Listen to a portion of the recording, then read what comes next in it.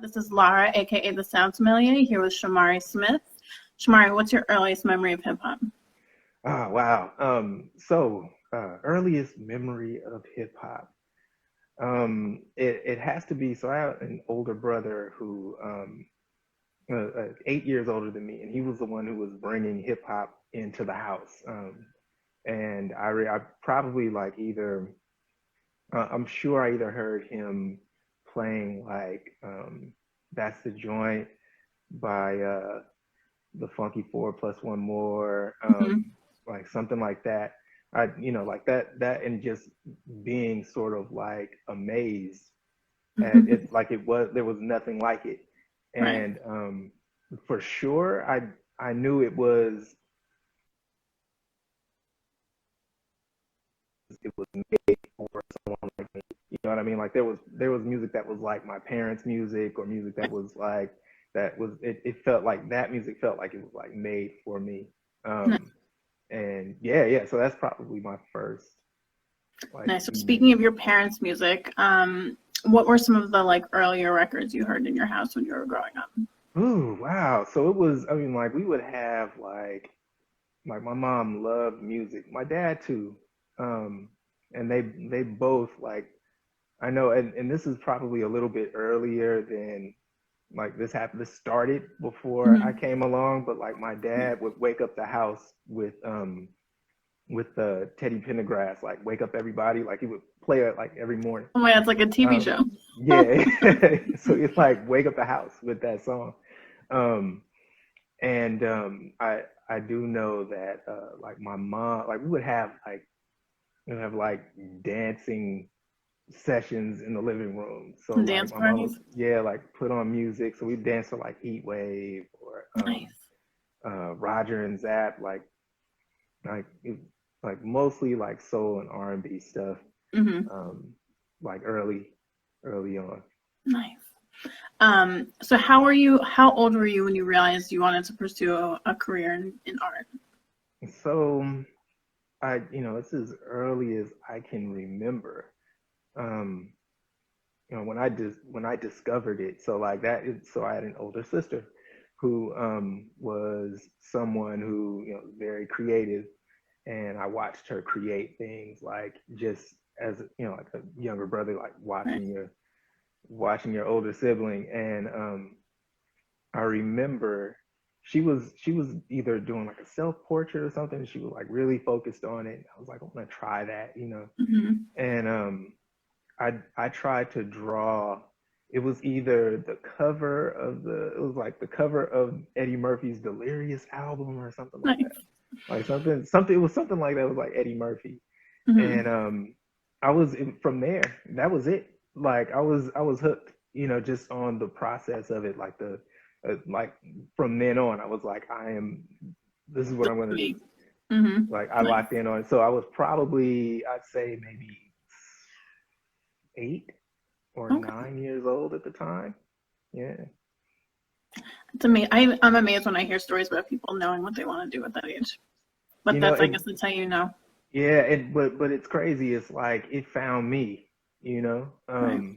That's kind of how I see it. Like it found me, and I decided to take the journey, like it's crazy. It's like for me, yeah, it's like breathing, you Right. know, like forms of creativity. It's like breathing for me. Hmm. Well, you do a lot. You're not just like just an artist. You do a lot. Do you think being born and raised in Oakland had any effect on your decision? Did your Um, environment influence you at all? yeah, just a lot of creative people around me. I was definitely afforded that mental space to want to be a creative. Uh, Mm-hmm. it's like if you, depending on how your household is, it's like, that's how you sort of fill in the slot. Like, it's like, Right.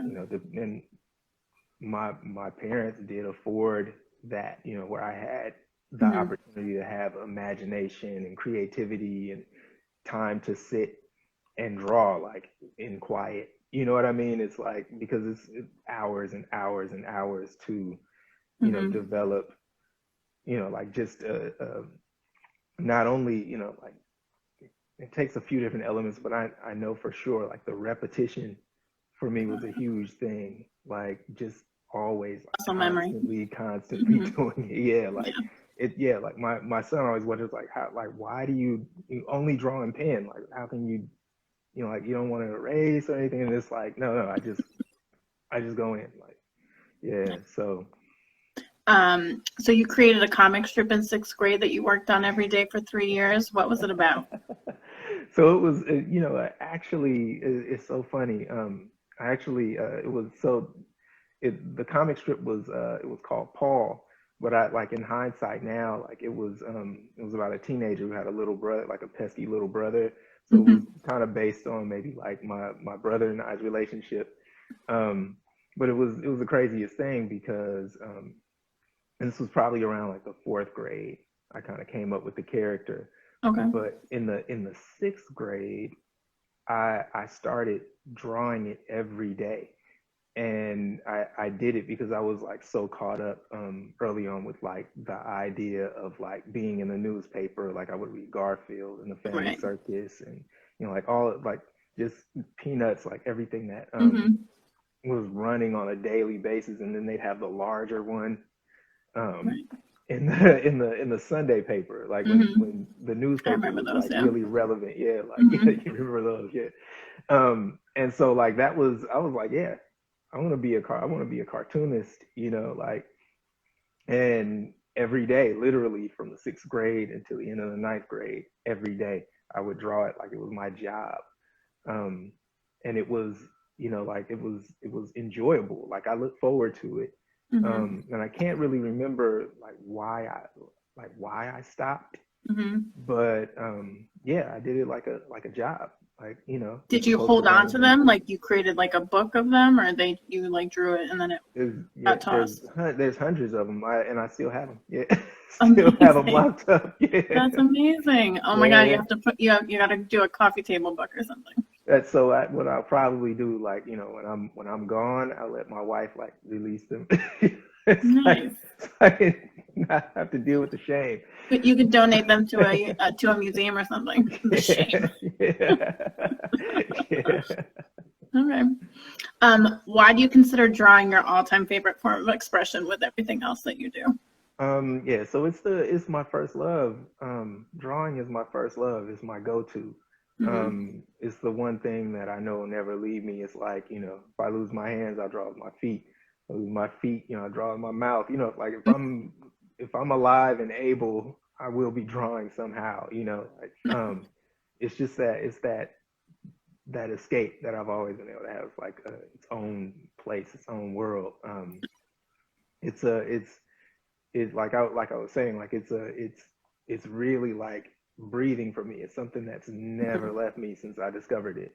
Um, and I will say there has been times where I haven't drawn as often, Hmm. um, or I might not create like larger pieces, but like I keep sketchbooks, and so like, and I carry those around like with me every like companions, so I'm always like ready to. And now I have an iPad where I break out Procreate now and do it there. So yeah, it's always with me, and it's like a comforting feeling. Like Yeah, I haven't been on the train in a long time, but I used to always see people on the train with their sketchbooks just drawing. yeah, yeah, and I think that it's sort of like for those who for those who do it, especially like like for me, I'm definitely just personality wise a little more introverted, Hmm. and it's the perfect activity for me because I don't need other people to do it, Right. um, and it's so ideal for me. Yeah, It's no one like, wants to interrupt someone yeah, who's yeah, drawing because that's just yeah, yeah, rude. So. yeah, yeah, and it's yeah, it usually people don't interrupt you. Like, I mean, you're kind of inviting it in if you go on a location and you're Right. like doing a landscape or something. But Hmm. yeah, for the most part, you get to kind of have that time to yourself. So Yeah, I get it. it's fantastic. Nice. Which of your pieces do you think best represents your unique style? Hmm.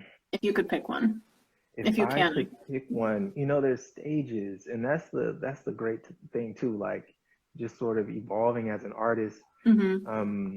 you know, like I've discovered different tools along the way. And so the cool thing like about, you know, having different tools is, you know, like you may have an idea and then you have all these different ways that, you know, these options where you can express them. Mm-hmm. And it's so cool like to just kind of have, you know, that at your disposal. So to pick a piece that best describes my like as a visual artist. Like if you had to go to a job interview and people are like, I want to see what you do, but you can only show me one thing. I have a portrait of Tupac Okay. that really represents my working style right now. I think I'm probably I don't know, maybe 150 portraits deep now Mm-hmm. at this point with the current style I'm working in. Um, and the Tupac piece was the very first one Nice. in 2016. I Mm-hmm. think I did sort of a it was sort of a mesh of two styles that I had been working in for a really long time, and you know, I Is it one of the ones that's on your site where you yeah have a whole yeah. bunch? So I and like I those a yeah lot, yeah. yeah, and I believe the two I've been trying to put them in order. I'm like such a stickler for like, you know, order and Hmm. you know, Like so chronological order? yeah yeah. So Or, like they're literally like as I have done them, I like, have posted them on my site in the order of completing them. mm-hmm. And I kind of think like it's cool to sort of see where it started and where Mm-hmm. it's evolved to. Um, it's a it's cool to sort of, I mean, like the process is really the best part, like creating the Mm-hmm. pieces, but then also to kind of take a look back, you know, like when this phase has, you know, happened, Mm-hmm. um, it'll be really cool to sort of see how the style evolved over Yeah. time. Yeah, yeah. I mean, I know this is like a digital age and all that stuff, but I totally like think you should do some kind of book. Just to, You know, I sort of like I have something in the works, sort of, okay. and it's been in the works for the longest, um, Okay. because you know, like I'm thinking about like um, when I started, and my son was like this, and now he's Mm-hmm. huge. So like, I mean, you know, it's a process, and Mm-hmm. that's the cool thing about it. But like, yeah, I definitely want to do a book. I have a couple of ideas for books that I've always wanted. Mm-hmm. So you know, when that happens, you have to create it. Yeah, But you it can't definitely force is. it, but yeah, Yeah, yeah, yeah. I So think that'd be I would buy yeah. it. From where do you draw most of your inspiration? From other people who are creative, from other things that are creative. I love seeing something. I love like discovering something and wishing I did it. You know, like, oh Mm-hmm. man, like I wish I had thought of that. Yeah. And so I pull inspiration from that. So like music is one of like that's probably the first for me. There has been and it's a good way for me like to remember either making something like I'll have one of my favorite albums on, my favorite artists on. Right. So music is one of the places where I definitely pull inspiration. It's like, you know, it's like that time stamp for you for Mm-hmm. what was going on in that moment. Music does that for me just in life. Right. You know, I hear a song and it's like, you know, like I remember where I was and what I was doing. Nostalgia. Yeah. Yeah, yeah, yeah. And Mm-hmm. so like music definitely and other artists and just sort of discovering and seeing who has done what Mm-hmm. over you know, over time, just sort of discovering other artists and their body of work. Um, that has definitely been key inspiration for sure. Do Yeah. you always have music on when you're drawing or? Yes, usually. I you know, music music about 80% of the time. Like there's some really good podcasts I listen to that are Okay. usually about music. so it's Mm-hmm. like so it's like one or the other. So I'm either learning about the music that I love or I'm listening to the music I love. Sense. Just And like stimulating your brain. yeah, but it just really it gets everything going. I think it like they're feeding me, and in turn I'm sort of Hmm. like putting something else out Giving back. there. Hmm. Yeah, as a sort of creative inspiration, hopefully for someone else. Hmm. Yeah. You majored in illustration at the California College of Arts, but soon after graduating, you developed an interest in photography. Had you always taken photos but never really took it seriously until then? So, it's interesting, like going to CCA was like I entered the school as kind of like a pencil and paper artist. Like Like, a doodle? yeah, like I like literally, like I would be drawing, but like I hadn't been exposed to tools, Uh, like just the mhm. idea of utilizing tools to your advantage, and not limiting yourself. And when I went into college, art college was like all of these doors, just possibilities start opening Mhm. up. um and like I hung with the photography kids, and I hung with, like, so I had all of these influences, like in these different just these different disciplines. So it was like, oh, I don't have to just draw, like and so the group of students I started hanging with had everything. And so this is, so I entered into art school in the fall of 1993. So September 93. This is Okay. literally, so this is right when 93 Till Infinity had dropped. Like, this was, I'm going into college like, right at Mhm. that same time. Um, and I was hanging around a group of kids who were doing just that. So they had been in school for a little while. And so they had, desktop computers, because that was what it was at the time. They had cameras, they had their sketchbooks, they had all these tools. And I Mhm. was like, whoa, like, okay, so I don't have to just be someone who draws. Like, I can, like, I can do this over here. I can do this over here. And I'm, like, it just really opened my eyes, like, to this, like, my creativity does not have to be limited. Mhm. um and so, like, that's where the interest was sparked. It was in along that same, though, in high school I was learning about television production from the 10th grade on up. And so before art school, it was just a job. Like, I was just learning. Like, I wasn't really Right. doing very much creative stuff with video. Although I had like access to the equipment, and I was learning how to like video edit and all these things, right? I just didn't make the connection that I could actually like be creative. So like I would like film the high school football games, and our assemblies and Mhm. all these things, right? And when I got into art school, I was like, oh man, like, this can also be a form of art. This can also, I started seeing like all these artistic films that Mhm. other students were making. I was like, oh man, like, I have access to all of these things, and I could have been doing this all along. Like, why didn't I think that way?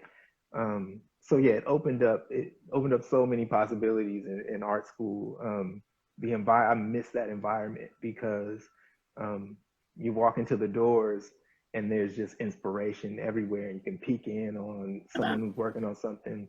Mhm. Um, and so yeah, I went in very, very very black and white, and came out as a full prism.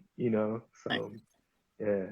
Yeah, I hear that. Being in school, you're always more creative. I feel like just being around other creatives. Oh, definitely, definitely. So, as a resident of the Bay, I don't think I need to ask what makes you a Raiders fan, but why do you enjoy taking photos at home games? Yeah, that was a great run. Like, yeah, I was ultimate Raiders fan. And the way it started, I mean, like, so I was working at a television station, Okay. local TV station, and This is we after were. college, or This is during college. So the okay. Raiders returned to Oakland in 1995, Okay. and tickets were expensive, and we were just looking for a way to get into the games. Mhm. And it's like, well, okay, I got with some of the, so I'm probably, it's 95, I'm 20 at the time. Hmm. Um, so we're trying to think about like how can we get in to these games without paying the ridiculous ticket price or whatever it is. And we came with this concept for a television show where we highlight a player a week and show them in the community, and we pitched it to the Raiders, and they were all for it. Maybe. And Hmm. I started shooting on the field on the sidelines in '97, Okay. and from 1997 until they left last year in 2019. Yeah, so it was a very long stretch, and it Hmm. was, like as a Raiders fan, just to begin with, just initially the motivation was just to get into Right. the games, but it turned into so much more.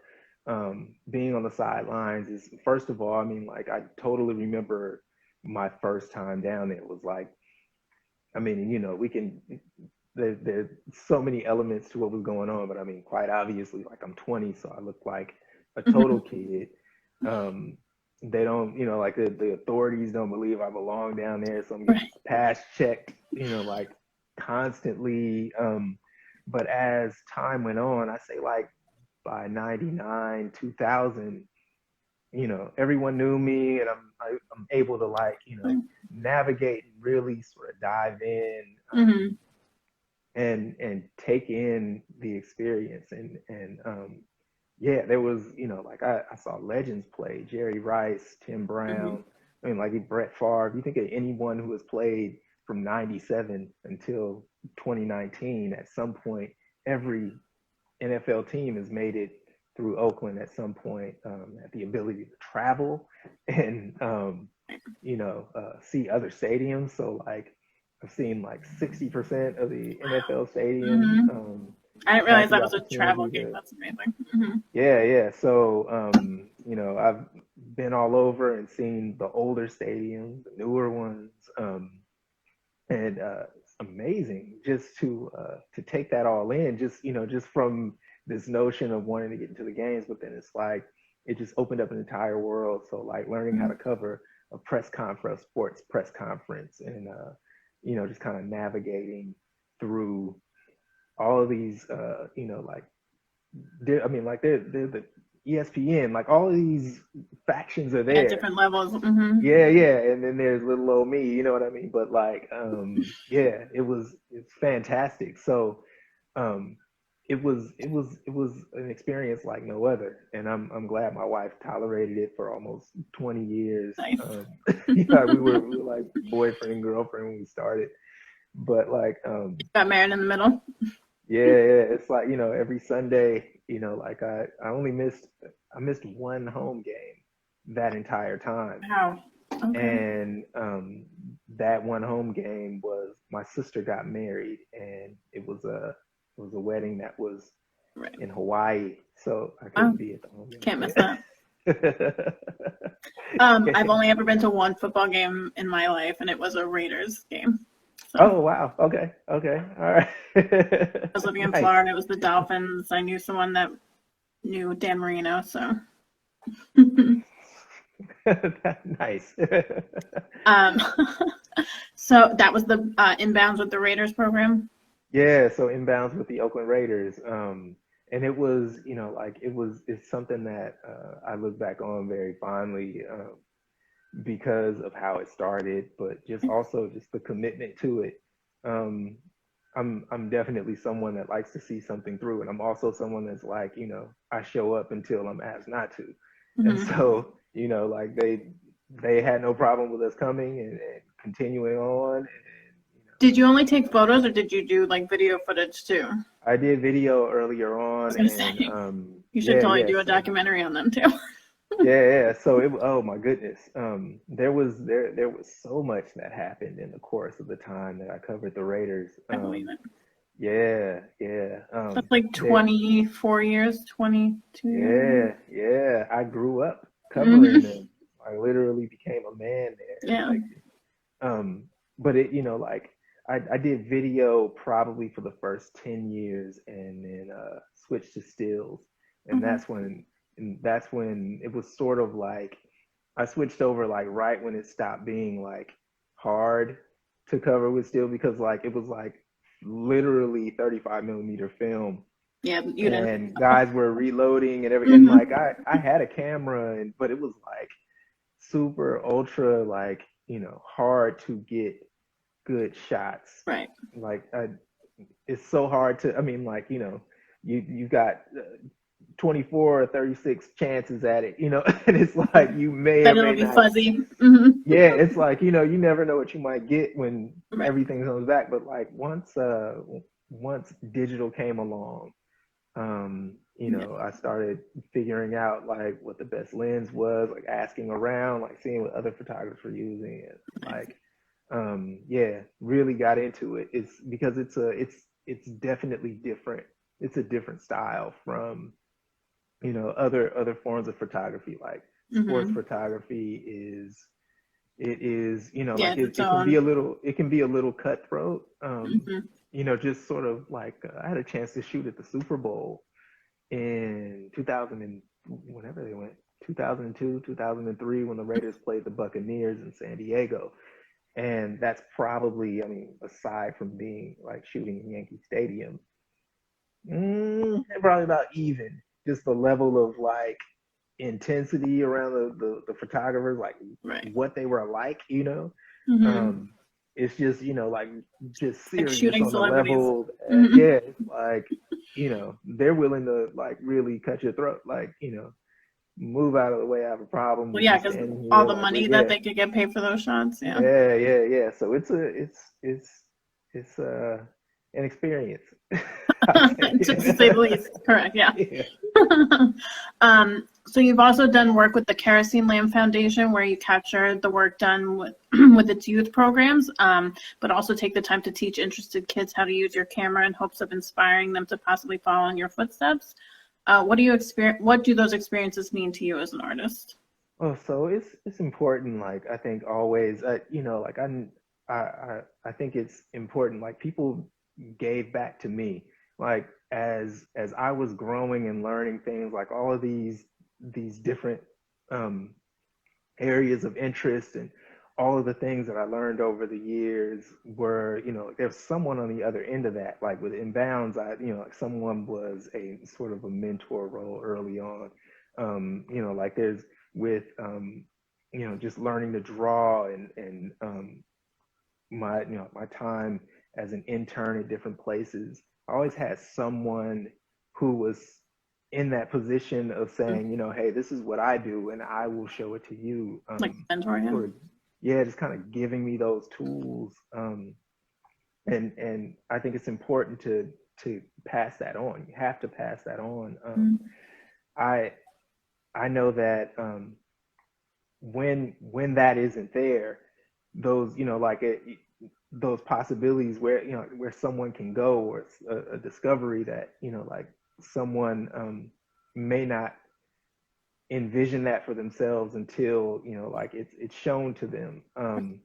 Or they see And someone else doing it, right? yeah, and a lot of times, like even with like working with the Raiders, I would be on the field, and it, I'm the only one that looks like me there, and it's like it's predominantly older white men who are doing this job, and Right. so it was the coolest thing to have people go like, hey, like, what are you doing down there? You know what I mean? Like that kind of thing. And just kind of like surprised to see me running around with the vest and the camera, and like, oh man, like, but I think that it just opens up that possibility. Like, hey, you never know. Like, yeah, and I did get to see that change. So like, sort of getting back to the Kerosene Lamp Foundation. Mm-hmm. I'm good friends with Donald Foyle. He's a former Warrior, Golden State Warrior.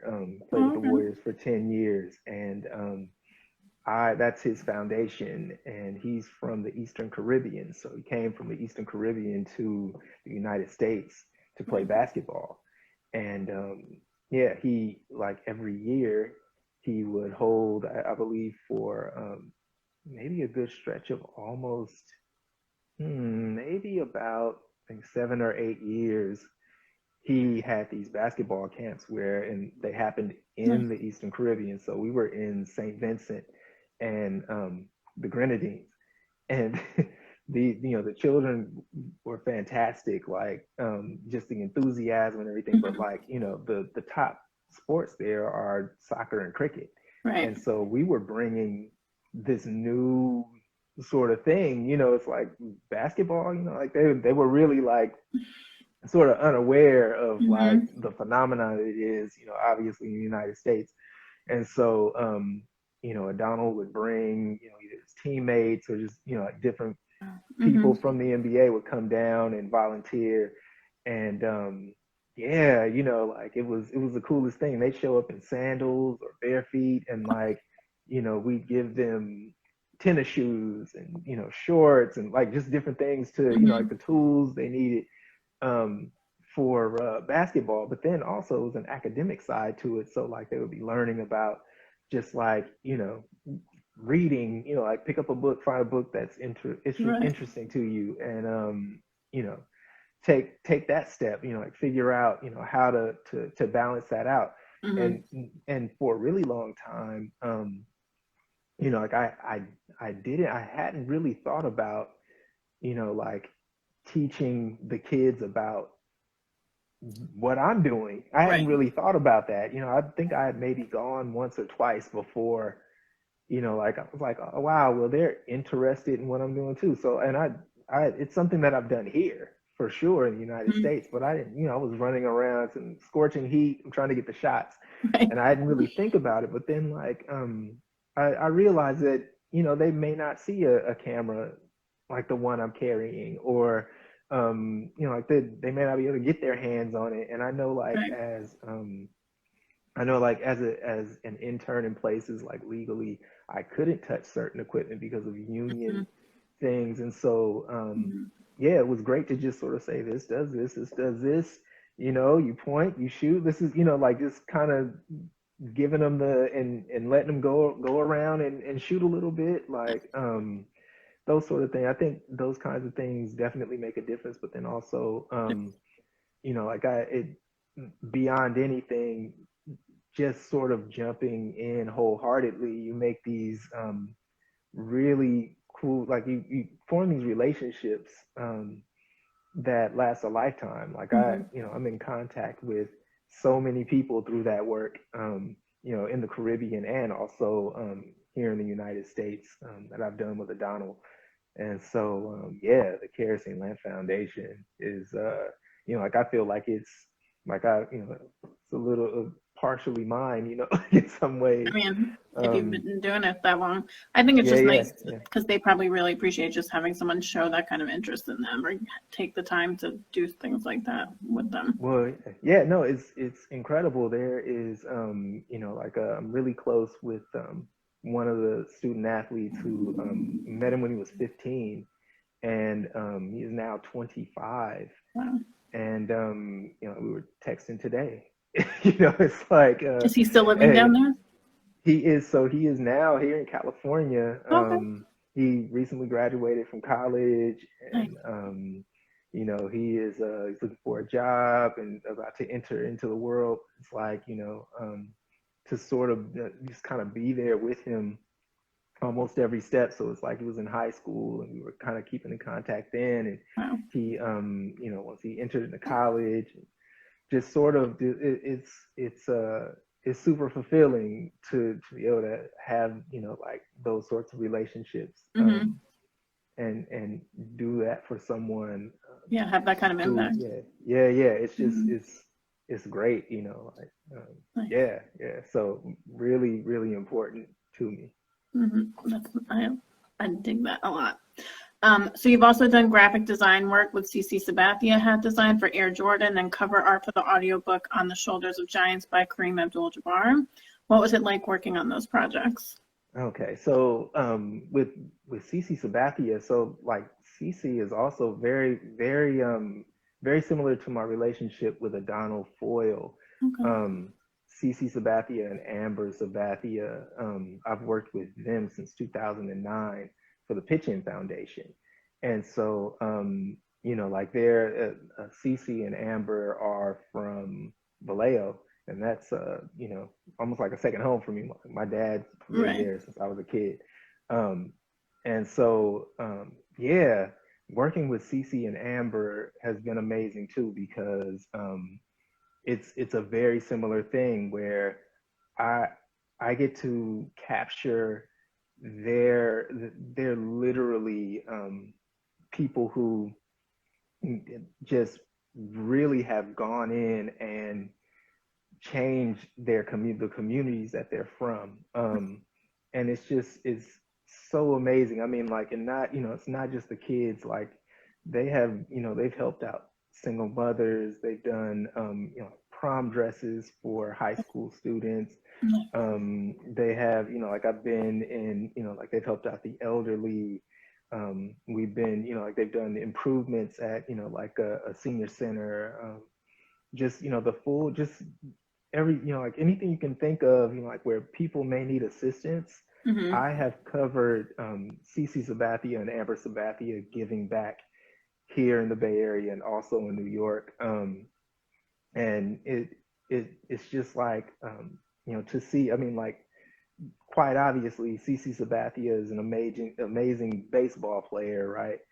But just more so and important, like just more importantly, just a incredibly giving person. Like, and it's all genuine. It's just so cool to see that sort of thing where it's like, Mm-hmm. the commitment to making sure that people like him um, that are coming along have different access to Mm-hmm. just whatever it is that they need, and that's just amazing. So I like that the Brand Jordan project was just something that sort of came through working. I mean, like I've done countless things for like more than I can. I mean, like besides like video, photo, graphic Mm-hmm. design stuff. Like I've covered their personal stuff. Like so, like babies christening. So like I've seen their children grow up. Amazing.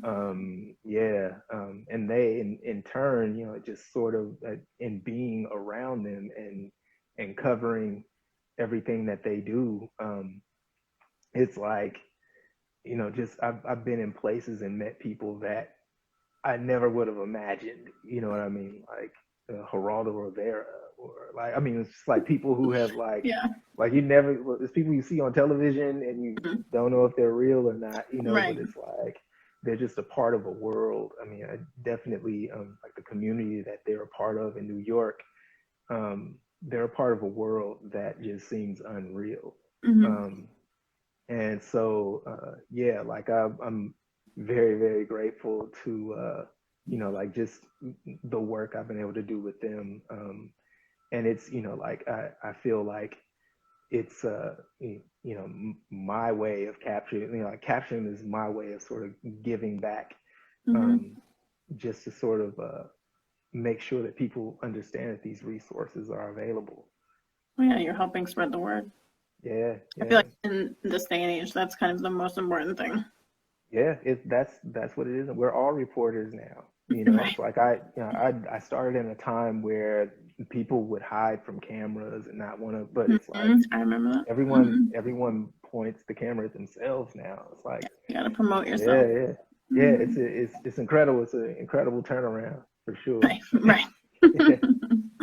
um, so what was happening in the Bay in 2011 when you came up with the idea for Till Infinity, the 2013 Souls of Mischief documentary, which you directed, edited, and produced?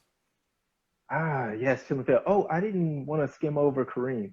We Oh, didn't cover. sorry. Yeah, Sorry. yeah. I didn't want to skip because that's also a very can't important. can't ever skim over cream. Yeah, yeah, yeah. So, working with Kareem Abdul-Jabbar. Oh my God. He just looks like the nicest guy. Man.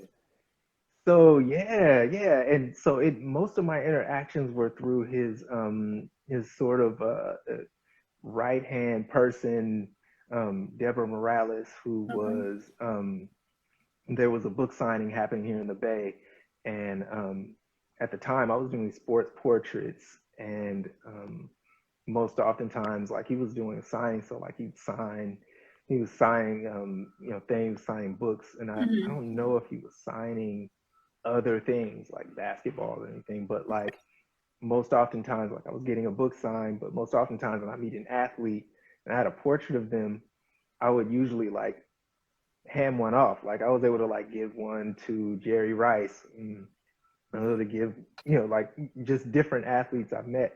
Hmm. Um, it's a great feeling to be able to give your artwork to someone who's inspired you or whatever. Hmm. Um, and so yeah, with Kareem, that was the plan. Like I bought a book, he signed it, and I gave him the piece. It was like, yeah, this is my artwork, and like I'd love for you to have it. And he was like, "Oh, this is great, thank you." And I think he joked. He was like, "I bet you can't sell very many of these up here." Like he was a Laker and kind of Right. warrior country here. Right. Um, so he kind of joked about that, and I was like, "It's great to meet you." And I was gonna take off, and his assistant Deborah stopped me, and she gave me her card, and she said, "I love your work. Um, Give me a call. I'd like to do something with you." Wow. And so I was like, "Oh, wow, Wow. okay, yeah." So like, and it was one of those things where it was like, you know, who knows what'll come of Right it, but place, right time kind of thing. yeah, Hmm. yeah, and so I did, I called her, and she was like, "Where have you been? Where, like, why haven't you Like you called? should have Like called you me the should have." next day kind of thing. Yeah, yeah. She's like, "Where have you been? I've been waiting for you to call me." Like, and so she's like, "That portrait, that you did of Kareem, he loves it. And he hung it in his house, and we need 20 of them. How soon can you give me 20 of them?" And I was like stuck. Like, Oh, I don't know. was Like that your only you one? know, yeah, it was the only one I had. So I wasn't sure. I was like, I maybe have like a week, 2 weeks through, like, Hmm. like how long should I take, like that kind of thing. Uh-huh. And Tomorrow. yeah, like she wanted them like immediately. And Hmm. so it turns out, and this was another amazing thing, like Kareem was he gave those pieces away as gifts. So we figured out like a nice, like a nice figure Hmm. to, like figure out like what to do or whatever. So like, I did the 20 pieces, and he was giving them as gifts to his friends. So he gave one to like Muhammad Ali. He gave one to like do you What? know? Yeah. So like, of course, mind blown. And Uh-huh. just like really, like just crazy. And from there we formed a relationship, just like just different things. She's like, "What else can you do? What else do you do? Like, we love your work. What else?" I was like, "Well, You're like, whatever you need me to do. yeah, yeah. What do you need?" And she's like, "Well, the book, we, it was called On the Shoulders of Giants, and he had the actual book, but he was doing an audio book, working on this audio book." And Hmm. she's like, "We need a cover for the audio book. If you can come up with a design I like, we'll go with it." And I was like, "Yes, like I'll get on it." And I had like maybe 10 designs to her within the next couple of days. Like, Nice. I probably put on some music and just started trying out Hmm. different Right. things. And so she liked she liked one of them. She liked one of the concepts, and she's like, "We're gonna go with this, but first we need an ad, right? So like, um, I need you to work on this ad for us that's gonna run in all these magazines." And it's like, I mean, and this is during the time. This is like maybe 2007. Okay. So like like big files, like things like this, like getting a big file to someone in Los Angeles from the Bay, like I know, like in other places in the United States, I don't know if they understand that we're like 6 hours driving, Hmm. hour plane ride away from each other. So like I couldn't just hand these things off to her, like drive to their office. Hmm. I was literally trying to get these large files through the internet, like, so what I had at home had no shot. So like I was going to work at all hours trying to figure out like how to get these large files through to her. And yeah, so I had these ads that were running in like Hoop magazine.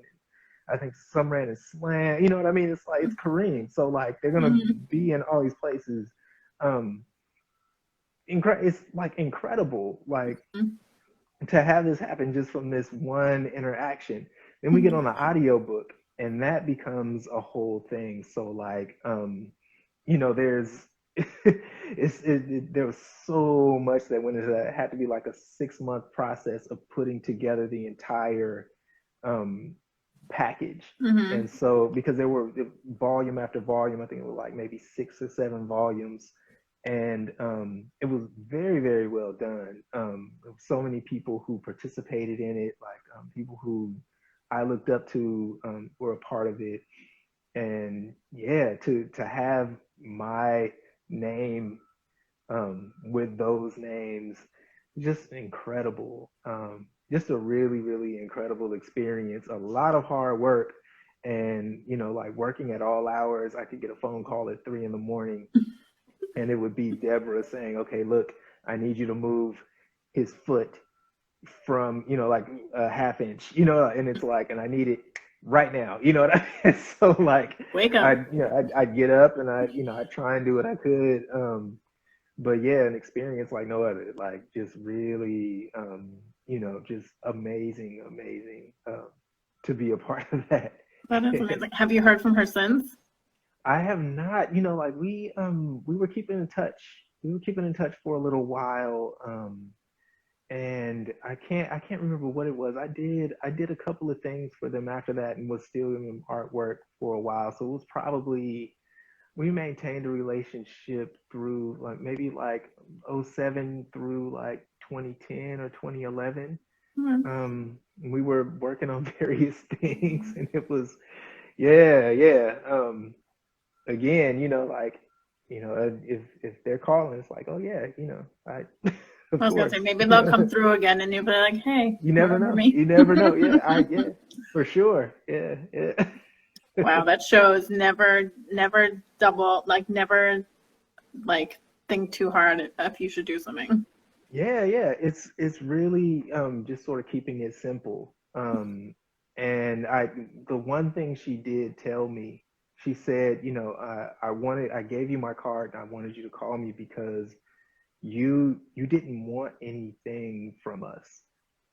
Um, Right. she was like, I love that you were just gonna give him your work and leave, like without anything, like just nice to Mm-hmm. meet you.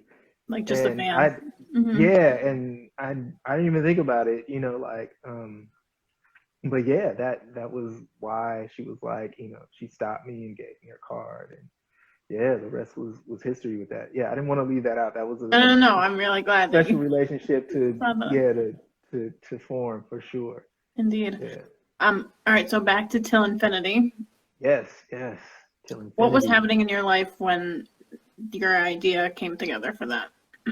Yeah, so with Till Infinity, just to sort of back up, like the guys in hieroglyphics I've known my entire life. They are neighborhood friends from you know so long ago, like some of them from day one birth. And so I've had the opportunity to watch them Amazing. form all the way until now. Like like we've been in contact from elementary school on, and Amazing. yeah, yeah, they were in my neighborhood, and so I was just to sort of fast forward. I had worked with them on different things, but like usually, like I'll catch them, we'll hang, like depending on what's going on, see them in the traffic kind of thing. But yeah, we all grew up together, and so I came up with Till Infinity. I was working with Festo on his music video for a song called uh, Every Detail, and that video was his lead single for his first solo album.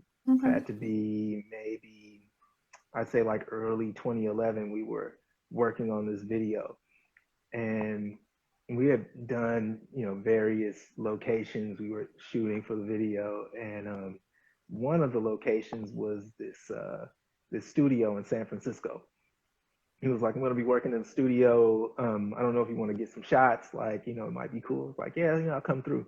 So went through and got a few shots and got a phone call while we were, in the studio. And he goes, man, that was, we just got a offer from Rock the Bells, the festival, Rock the Bells at the time. And he's like, yeah, they want us to do 93 Till Infinity in its entirety. Like he's like from top to Oh, bottom. the tour when they all did an album. Yeah, I Yeah, went to yeah. that here, but Souls of Mischief wasn't in the New York one. Oh wow. Oh wow, really? Yeah, that was Oh, do you, one of my favorite shows. It was like Tribe and Wu-Tang and Snoop and oh yeah. So this was 2011, I believe. I don't know if oh because yeah, I did. 2010 was when the one I went to happened. So Oh, maybe it okay. was a Okay. They might have did it two continuation. years in a row. Yeah, Right. yeah. Yeah, so it was 2011 because I did cover the New York Rock the Bells that year. Mm-hmm. So it's so so so I Fess is like, yeah, what's up? Like, do you want to cover it? Like, this should be incredible. And I was like, yeah, like, so, and that was going to be it, really. That was the plan. We cover this one show. I wanted to document it for them. Mm-hmm. And, that was going to be the extent of it. But when the lineup was released, like officially released, like later on, because months had gone by, by the time the show rolls around, when I saw the lineup, I was like, oh man, like it's like all of their contemporaries are there, so it's like we've got Mobb Deep, we've got, Black Star, Mm-hmm. Cypress Hill, Common, like they're all just down the line. Anybody can think of KRS, Yeah. like it's like incredible. Um, and so I thought it would be great because they were doing the album in its entirety, to talk to a few people Smart. at the show backstage. It's like, okay, I saw when they were going on, and they were on the main stage, but they were like first on the main stage, and then after them was like Black Star, and then Common, and then you know what I mean. So it was like Mm-hmm. the lineup was like heavy. Yeah. Um, so they were like first on the main stage, but we went on. They like I say they went on relatively early. And I had the whole day after that. They And so had you could just so hang out. yeah, so like I was running around backstage trying to find whomever I could, and I'm asking them about 93 Till Infinity, like like what did you think of the album? And so like I made my way around to so many of my hip hop heroes. I mean, like and and I definitely like I met a lot of people over time, like, but for this it was very very different. Like I was like I'd always participate in like a show or something, and it's like you ask them the Mm-hmm. regular questions about when's your next album or blah blah blah, but like this was Right. different in that this was I was doing something for a group of guys who were part of their fraternity. They were in Mm-hmm. like this is so like it was just a different connotation for them, like, and it was something that I wasn't used to, in that you know I'm saying, oh, I'm doing this for the Souls of Mischief, and the tone totally Right. changes to it's like to where it's like, oh yeah, okay, come on in, like let's do it. Like I have a bunch of stuff I want to say to them, like, Mm-hmm. and that was an experience I hadn't had, like as someone as a member of the press. Usually it's like, ah, okay, go through the motions and then that's it. Um, No, you had an but like angle. for yeah, but like for this, it was told, but I had no idea, like I had no clue that I would be welcomed. Like, it's Well, like, you thought oh really wow, like, fast on your feet, so. but it was really cool to just kind of experience that, because as I'm getting all of these different things that they're saying, I'm thinking to myself, I'm like, I'm wondering if any of the guys have ever heard any of these people say these things. Mm-hmm. You know what I mean? It's like I talked to Sean Price I talked to, Yeah. I talked to Prodigy, and it's like, I don't know, like, I mean, and it's so like that's part. So when I just to back up, so when I got this footage from that day, and I went back and reviewed everything I had, was like, man, like I can probably make this into something more because it was just so good, super inspiring, like very cool to sort of see what I had come back with just from this one day of shooting. Right. And so, like at the time, um, Damani and Festo and I were like the ones who were kind of like taught, like he hadn't come out to shoot the show, that kind of thing. So Mm-hmm. like I called him and I said, the footage is amazing, like, but I really think there's something more here. What do you think about the possibility of doing like a full documentary about this album, like where we do just like a full breakdown and everything. Like I can give you my idea. I can like, Mm-hmm. before I even take it that far, um, you know, throw it out to the guys and see what they say. Like see if they're even interested in this, like as a possibility.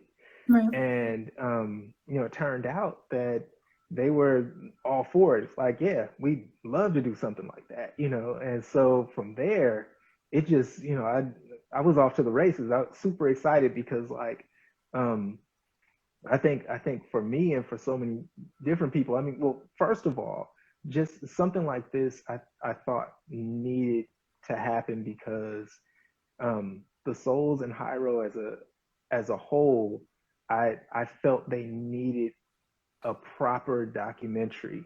Um, just sort of something like I think the Tribe documentary came out around the time that I started, and that's my group. A Tribe Called Quest was Mine like too. everything, and Mm-hmm. so I loved it, watched it so many times. But the thing that was tough for me was where like the focus of some like the Right. angle that it was done in. Changed. Like the first Mm-hmm. half is like euphoria, and then the second half is just sort of like Mm-hmm. like I Awkward. don't really want to watch them fighting. Yeah. Like so it was sort of like my opportunity, to put together something that like I Mm-hmm. really, what I really, really wanted to know about Tribe was how they made these amazing albums, time after time, year after year. How did they do this? Like what was, like what were they doing? Like how did they make this music? And it could have just been about that. And I would have been super happy.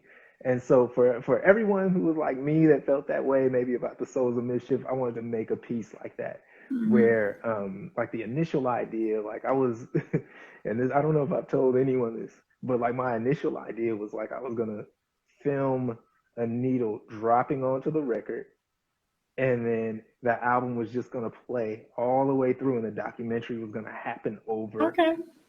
the course of the album playing, Mm-hmm. right? Like, um, but it evolved as time went on. But I wanted to highlight that record and really show what went into it, get all of their insights, and then like just sort of talk about the ins and outs of their process and what led up to it, and take people on this initial journey of them entering into the industry. And it was, and the other thing, just from knowing them and being around them, I know that they're great storytellers. Like it's, I mean, you think their lyrics are intriguing, like the conversations that just kind of go on, like either at the Hyro building or just hanging out with them, Mm-hmm. like they're always, that like you always leave thinking about some really random out there type Mm-hmm. stuff. Like they're always like really just sort of pushing the envelope on Yeah. thought and concepts, and um and it's a cool thing to experience. But they're great storytellers also, and so I knew if I sat them down and I got them to start talking about these different stories, it would be engaging, because they all just sort of have those types of personalities where like you just sort of sit down and listen to them tell these stories. Um, and so yeah, I wanted to capture that because I don't think that they've ever had that platform. Right. Um, yeah, so that's sort of how it came along. Where like I saw this opportunity, and I'd have felt if this film came out and I wasn't a part of it, it would have been one of those things for me. Like I wish I was a part of this. I wish I had made it. Um, so yeah, Well, you don't I have to pushed feel like forward with someone it. else did it first with this one because you did it. Yeah, yeah, and it was just it was the perfect storm, as they say, because I had their full trust in Right. doing this, you know, like, and that's very very rare, especially with something so important. But I think that they knew I didn't have any outside angles. Like I just really, first of all, they're my friends, but then also like, you know, just a contribution to the culture. Mm-hmm. I wanted their story to be told in their words. You know, so there isn't a narrator, there isn't any outside anything. They're their words, and they aren't manipulated to shape into any other kind of story or anything. Like, played it straight up, and I made sure that, you know, everything was I tried to, you know, like I wanted it to be a little bit of a surprise for them as I was working on it also. So I showed Mm-hmm. them little stuff, but like I wanted to have a sort of a full thought and idea together before I showed them a lot, you know. Mm-hmm. So but yeah, that's how it came about. Yeah, I like how it Yeah. ended up being broken down by track or whatever. And I know what you mean about them being good storytellers. I interviewed them with Adrian Young when they were in Brooklyn for that album some years back, and after the interview was done, they were playing ping pong and just like chatting. That was Yeah. that was one of my favorites. Yeah. Yeah. And that's the thing too. It's like, you know, they're super down to earth. I mean, like Oh yeah. even, you know, like even just with meeting someone for the first time, it's just they're not you know, like they're not hard to get to No, know. they Yeah, make you feel yeah, really for sure. comfortable. Yeah. Yeah, for sure. Yeah. So were you surprised when the documentary was chosen to screen at the New York City International Film Festival as well as others, including the Pan African Film Fest? Yeah. So that was another big thing. You know, after completing the film, so like, you know, there were so many different stages. I feel like this film will be with me for the rest of my life. Um, you know, like I started in 2011, and you know, here it is 2020, and you know, still with me. And I love that. I love because I put a lot into it, and you know, I love that more people are starting to see it, and Mm-hmm.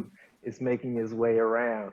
Um, but you know, like with finishing the film, I there were a lot of things that I I made the film I wanted to make. So I didn't worry about clearances. I didn't worry about like I made the film I wanted to make initially without thinking about all of the outside things that might not Right. go. You know what I mean? So Mm-hmm. it's like I'm just gonna Just forget do and about the worry about it rules later. and just make it, you know. So like I did, and because I didn't want to kill any inspiration I had. And so I just jumped in and made the film I wanted to make. Mm-hmm.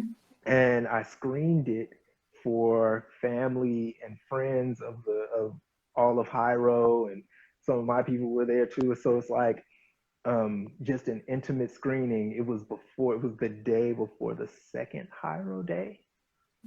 The day before the second Hyro day. Okay. So this is 2013. It's, you know, literally like, you know, the 20th anniversary, September 2013. Mm-hmm. And we all gathered the day before the second Hyro day, and we watched the director's cut of the film. So this is, and I think the Souls had seen an earlier cut where it was just the four of them and me, and they saw like like a nice rough cut of it, Mm-hmm. but a very thought out version where it was like, you know, I'm not necessarily married to it all. Like I was still Right. okay with them saying, okay, can we pull this out? Can we change this kind of thing? But it was like watching them watch that initial cut. Like I knew I had something good because they were like high fiving and like talking through the whole thing. Like, oh man, like I should have filmed them watching it for the first time Amazing. because it was like, it was amazing to see them experience all of this, like footage I had gathered and like Mm-hmm. everyone's interviews because they had done their interviews, but then they hadn't seen what everyone else had said and how I formed everything. So like seeing them see it for the first time was like amazing. They were like, I bet. I mean, it was just like a full, on, like love session for them. You know what I mean? It was like Yeah. incredible for them to see it like that. And, from there, like, I think right when it was over, because they were like waiting for me to like give a whole spiel and everything about like Mm-hmm. what it was, like, and I was just like, I got up and I was gonna put it on, and Tajay was like, what, no spiel, no anything? I was like, no, just check Speaks it for out, itself. and like we'll talk Mm-hmm. at the end or whatever. And so like we go through the whole like 2 hours or whatever. We go through the whole thing, and at the end, like the credits and everything finishing at the end, A plus stands up and he goes, I just don't want any of my parts cut out. Like that was what he said. And That like, makes so much sense. yeah, it's hilarious. And so, like we all started laughing, and I was just like, you have anything that I should change? Was anything inconsistent? Like, Mm-hmm. just looking for like feedback from them. And they were like, yeah, like we loved it. We don't know what to cut. Like we, because Nice. a 2 hour, it was like 2 hours, 2 minutes. And so we're like, well, we have to cut it down a little bit. I mean, like for, those who aren't like complete Hyro heads, like they're not gonna be able to sit through 2 hours of this, So like, it was really funny. So like, they were like, we'll leave it up to you. We trust you. Like we love what we see. Not Mm-hmm. sure what's gonna go, but Right. just if you need anything from us, let us know. But this was like, I mean, they were already helpful and everything Right. within making the film. But like, because I like to isolate and focus in, I don't have a problem with being left alone and just creating. And that's virtually what I did. Like I had, two long time lifelong friends helping with this film. Jasmine Miranda, my producer, and then also Alex Asher Daniel, who also like he produced some of it, but then also did like the full like the score for the stuff Nice. that either wasn't 93 Till Infinity. I think like there were a couple of other songs that were given to me from some of the other guys, but like yeah, so it was a small crew, and then like just full trust, and that never happens in any. I've worked on tons of projects and that never happens. So it was a great scenario to kind of be a part of. And like when you take those elements and you have that trust, like I couldn't lose. Like I was, like just full confidence in, like giving them something that they really would be proud of, and so for that screening before Hyro Day, the second Hyro Day, where we have, like their parents showed up and we have, friends, and like Uh-huh. it's everybody who's close to them, right? So it's like this is, so it was just important to sort of show it in safe spaces first before, you know what I mean? Like before you kind of toss it to the wolves, because like I mean the internet is, like it is Mm-hmm. that they go hard. And so Mm-hmm. I wanted to make sure I had something that was sort of had the stamp of approval from the right places first. So I showed in a lot of safe places. So amongst the family and friends, it was great to hear where people laughed and the reactions and like all these different things that like you just don't you don't know where the cues are sometimes when you're working on something so closely. It's like you don't know what's funny Yeah, you're anymore. You too don't deep know in it. what. Mm-hmm. Yeah. So like it was really cool to kind of see like where people were amused and engaged, and how like usually like a film has a moment where it kind of hooks you in and you're locked in and you're ready for the ride. Yeah. And like I was sort of trying to pay attention to where that happened Mm-hmm. within my film. And it was I got to discover those things within those screenings, just to kind of see their reactions early on and like getting the feedback. So like right after that second screening with the family and friends, Domino comes up to me and he goes, okay, I love what you did, but he was like, we need a proper interview with Dale. Right. Because the interview I had in there initially, I had shot at Rock the Bells. So like it was so at 2011 Rock the Bells, I covered I got Dale because Dale was going on tour. Right. And he was gone for like the next like I swear I probably didn't see him again. I think I saw him at the first Hyro Day. And then I didn't see him again until the next Hyro. Like he was on tour that Mm-hmm. whole time. And so what I had gotten was what I had. Like he wasn't like he was touring that whole time.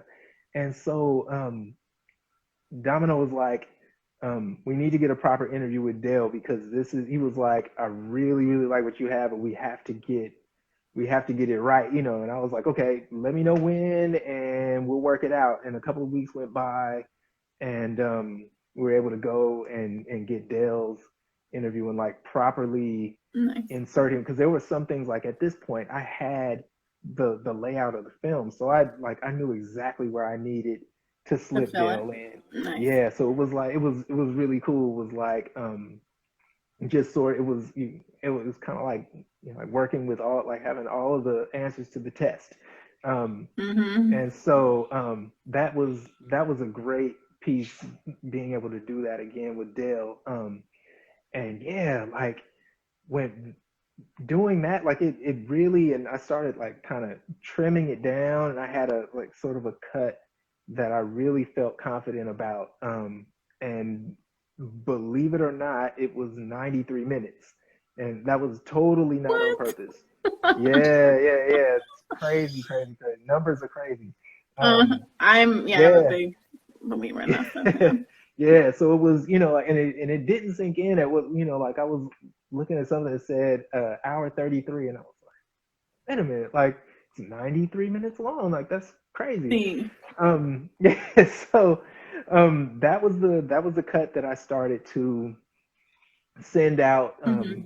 to film festivals, and it was you know like again you know like there are people from home who are everywhere, and so it's great to reach out to those folks. Like so for the Pan African Film Festival, Mm-hmm. a good friend of mine who I worked with countless times from Oakland, poet and spoken word artist. He is oh, goodness, activist, everything. Ice Life.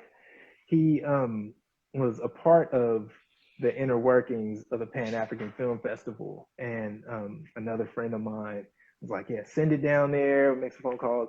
Um, and so, yeah, that was the first acceptance to a film festival I gotten was Pan African, and I think it's like for that to be my first experience of Pan African Film Fest was like, I mean, it just really set the bar high. Like going there and seeing, you know, like how they ran everything.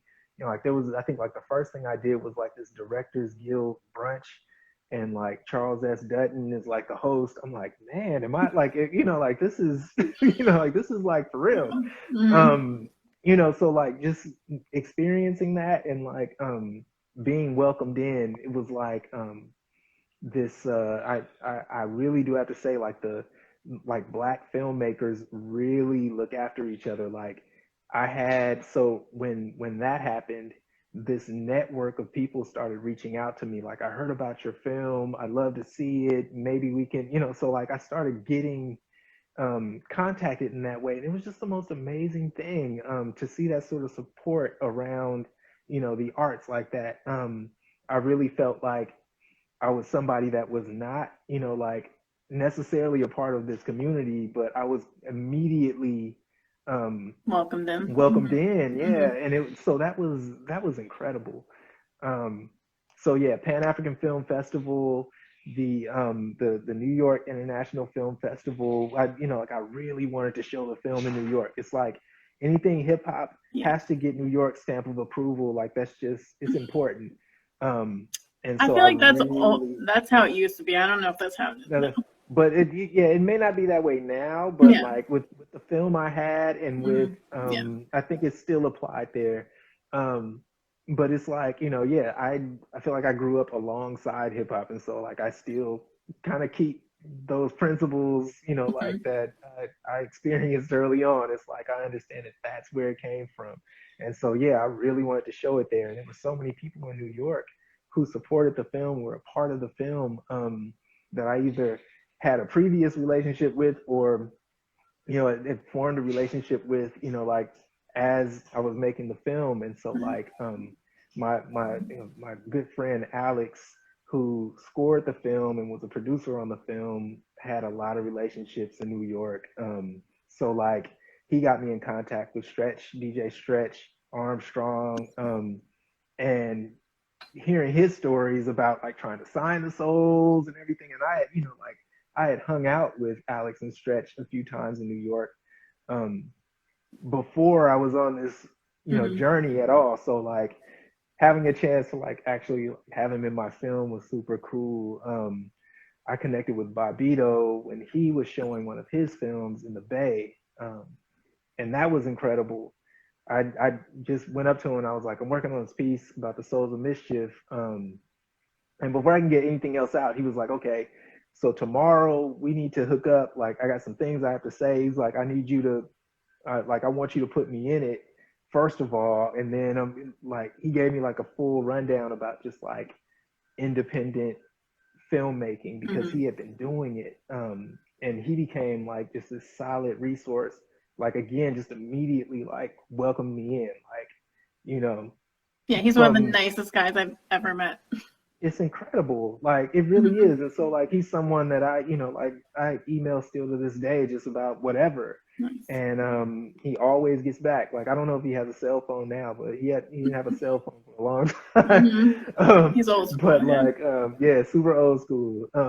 But like any question I had, any kind of anything, he's like, oh yeah, this is what you do, or this, like he hooked me up with an incredible lawyer. Wow. Just stuff like that, like just people that were looking out. Sophia Chang was another person who was just amazing with like I love. her contacts and resources, and Mhm. like completely treated me like family.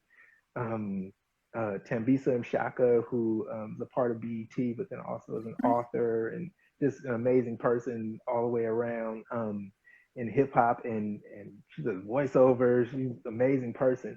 Um, she was, pulling strings in various places. Nice. You know what I mean? Like I was like the kid who would come and hang out at her house and thumb through all of her promo stuff, like Nice. like when I was a teenager.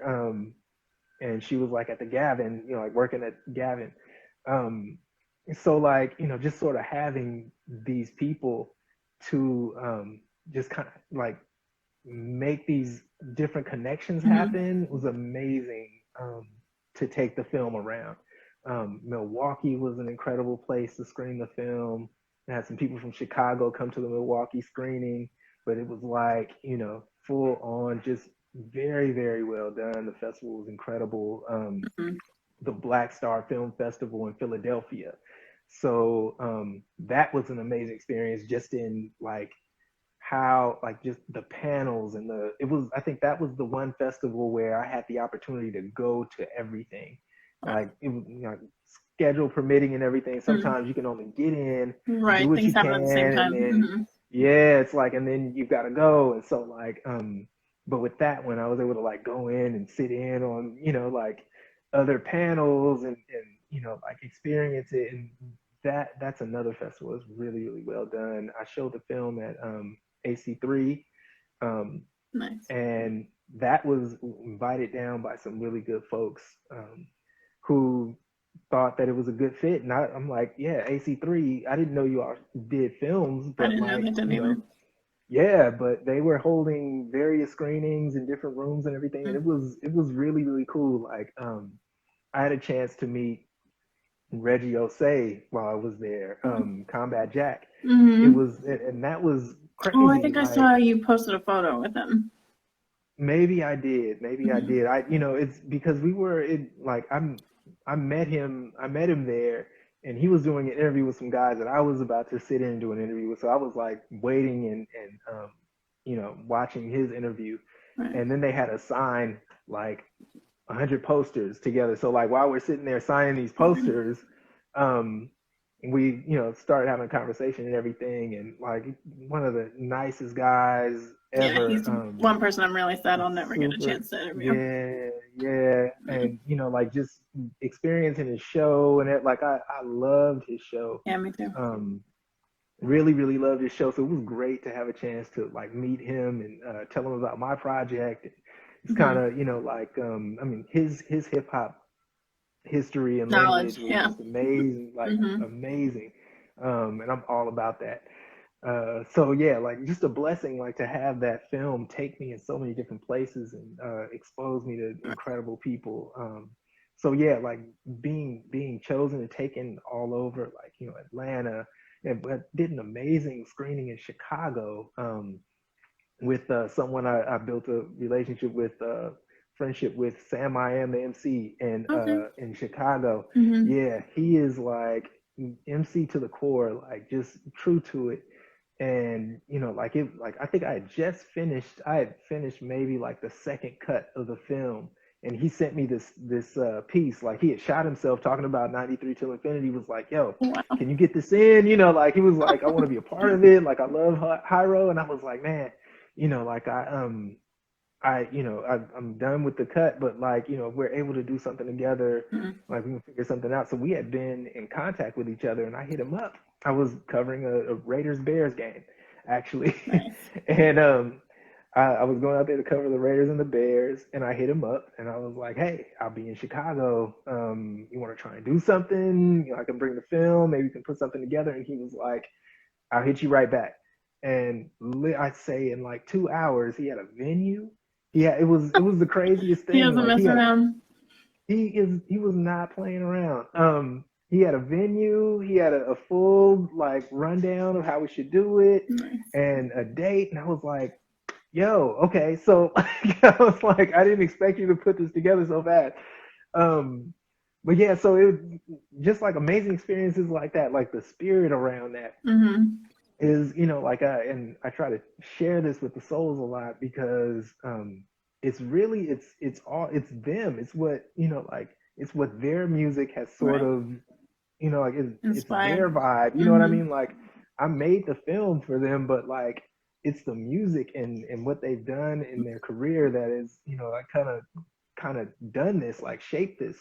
Um, and so like I try to share these experiences with them because like I know that they get it in a different way than I'm experiencing it, Right. like um, and so like I try to share that with them. And I mean, like Chicago was amazing. It was like it was a packed house. We did it. I don't remember what town it was, but it was a spot called the Emporium, and it has like all of these old school video games like lined up Okay. around the walls, and they had a screening room, and so we packed the house, and the whole time it's just like it's silent the whole time. The only noise is like my friends and my brother and like people in the back who have seen the film like a bunch of times, and they're Mm-hmm. like running the merch table. Like we had some t-shirts and stuff. Right. Right. And so like I'm looking back at them like, like everyone can hear you guys because they were just literally like focused in on the film. Mm-hmm. And I wasn't sure if they liked it or what. I was trying to figure out like Mm-hmm. what is going on. Like, and and then like it turns out they were just, I mean, like they're students of the culture. Right. I mean, they were serious. Like it was some of the best questions I had ever gotten in a Q&A, like after the film. Um, they were so into it, and so much respect to Chicago. Like, Mm-hmm. um, they were so into it. It was amazing, and that gave me even another perspective of it, where it's like, uh, these these people in this room are a lot like Right.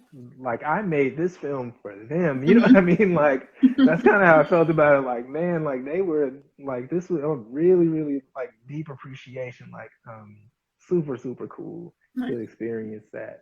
So yeah, like that was sort of like the film festival, like just sort of an overview. I had a bunch Yeah. of screenings, but those are the ones that really stood out for sure. Nice. Um, personally for you, what are one or two of your favorite moments from the documentary, or even just memories of Ooh. making it? Yeah, the process of making the film, making Till Infinity, the process itself was like the entire thing was it was like wow. So favorite moments. Okay, so I can say that my favorite moment just being because I was such to begin with, I was such a huge Tribe fan I knew you were to gonna bring up begin Five. with. Yeah, like to so this, but it was so like when I got in the green light from the guys, like when the souls were on board and they're like, yeah, let's do it. From there, I started reaching out to see. So it was like whoever came in town's having a show or whatever was going on. Mm-hmm. I was trying to find people to talk to outside of like just having Hyro themselves is already like that's 8 or 9 interviews, Yeah, right? Like you could have just done already. it on that. Mm-hmm. Yeah. And so like, but I really wanted their contemporaries in the piece. And I reached out to Rasta Root and it just taking a shot because I had heard that Fife lived in or near the bay. Right. I wasn't sure, but I heard he lived in or near the bay. And so I reached out to Roster Root and I was like, this is what I'm doing. Like if Fife is interested, I would love to have him as a part of the piece. And this is very early on. This is like right when I'm beginning the journey. I had done the Rock the Bell show in San Francisco, and I probably sent that message out to Roster Root in between going because I missed the LA show, but then Okay. I made it to New York because I was doing work with CC Sabathia, so I was in New York at the time of Rock the Bells, and I shot that show. But I think within that time I hadn't shot very much at all, and Roster hit me back, and he's like, yeah, Fife said he'll do it, and I looked again, and I was like, oh man, like he's like, yeah, Fife, whatever you want, figure out a time and place, and we'll do it. And so then I was like, perfect. Whenever, whatever, let me know, Yeah. and I'll be there. And they selected the location, the time, the place, everything. Um, all I had to do was show up with a camera. And so, yeah, we met. I think we were either in Walnut Creek or like this. So it's like the suburb Mm-hmm. of the Bay, like and so, like Jasmine, my producer, and I, we walk in, and it's a nice, like shoe and hat shop, like it completely, like Mm-hmm. just complete hip Unassuming. hop culture. Mm-hmm. Yeah. It was a spot called True East was the name of the spot, and Fife was in there looking around, like just checking out the merchandise and everything, waiting on us. I was like, oh my god! And so like it was big to me then. It was big to me then, but I swear, like in hindsight now, like I mean, but it was just to kind of back up when I got the yes that Fife was going to be a part of it. I was officially on the journey. Yeah. Now, not only was I officially on the journey, but it had to be good. It had to be on point. It had to be all these things. Um, because of that, it was like, okay, I can't fool around. I have to see it through. Right. It has to be incredible. Like all these things, like it was just like, okay, this is for real. So it was definitely a defining moment in the process. But then just, I had, and so I had met Fife maybe once before.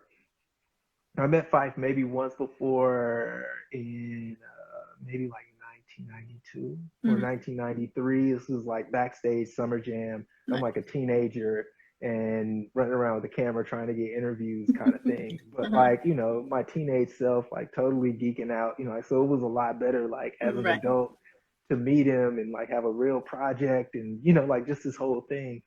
Um, and he was incredible. Like Yeah. his knowledge, his knowledge around. I mean, like you know, quite obviously, he's a part of a group that is a staple in you know the lexicon of what hip hop is, you know, just defining an era, but then also you know he was very well versed around pyro and the souls Okay. and their movement, like very familiar with their music. We remember you know how and why they decided to bring the souls on their first you know they Wow. brought the souls on their first tour, and it's like you know they were, and it was deliberate, like they hand picked them. It wasn't like a label thing. They were like, who's going to come out with us? Okay, so for you know these dates we want the souls, for these dates we want you know far side and the lick. So it was like a deliberate thing. They hand picked them. um and it's like, I mean, you know, imagine, you know, you see De La Soul, Tribe, and the Souls of Mischief, you know, like it's one show.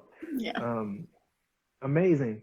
And so like uh just talking with him about the things he remembered just in you know like navigating Hmm. that time period and experiencing them, he's just like, oh wow, you know, like there's these super lyrical guys but they're from Oakland. Like he was just trying to Right. figure them out.